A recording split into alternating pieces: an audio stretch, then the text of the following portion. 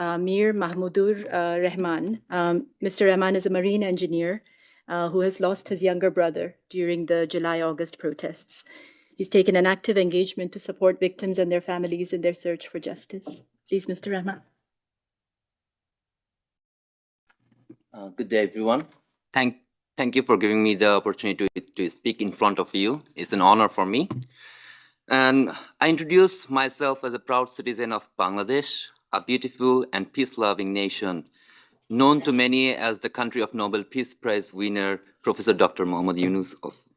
So, however, it is also the country where the tragic July-August uprising took place. And the reasons are already before you. I'm marine engineer Mir Mahmudur Rahman Dipto, a member of one of the victim families. My younger brother, Mir Mahfuzur Rahman Mugdho, was shot in the forehead during the uprising. He was unarmed and harmless, helping the injured reach hospitals, distributing water and food, serving humanity, as he always did. But this time, he was shot dead on the spot. This is how humanity dies.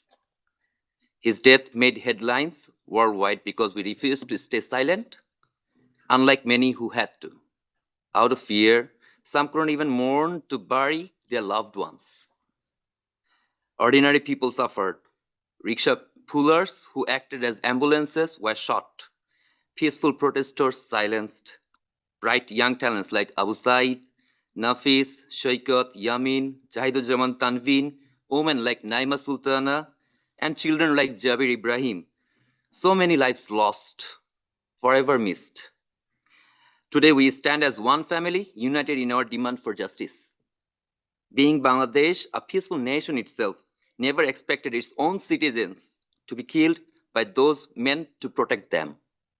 The world must take note.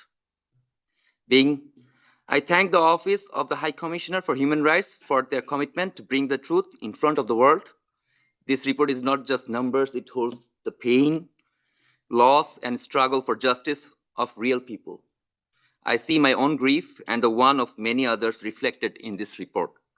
Justice is not a single act, but a process, one that demands prosecution, truth-seeking, reparations, and institutional reforms. For victims, justice means accountability, not just for those who pulled the trigger, but also for those who gave the orders. There has been some progress. The International Crimes Tribunal has begun contacting victims' families, and Home Ministry officials are now holding bi-weekly meetings to update us on investigations. But gaps remain. Many victims still wait for their voices to be heard, while others have lost faith in a system that has failed them repeatedly. These gaps mean continued trauma, social divisions, and the risk of history repeating itself. The international community must do more than issue statements. Decisive action is needed, supporting independent investigations, enforcing consequences for non-compliance, and ensuring justice mechanisms center on survivors. Political interests must never overshadow fundamental human rights. Symbolic gestures are not enough. Governments must strengthen domestic justice systems. International bodies must enforce accountability, and civil society must push for lasting change. From this tragedy, a new slogan has emerged in Bangladesh, that is Abu Said Mugdho Shesh Hoy Nai Juddho, which means Abu Said Mugdho, the fight isn't finished yet. We don't stop when we are tired, we stop when we are done. We need your help, the world's help, to rebuild, reform, and achieve justice. Will you stand with us?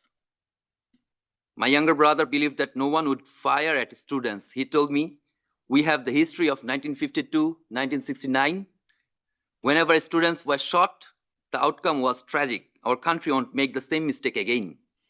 But the very next day, he was proven wrong as he fell, shot in the head. Accountability is not just about addressing past crimes. It is about shaping a future where such violent acts are never tolerated again. If we fail to act, we send a message that impunity is acceptable.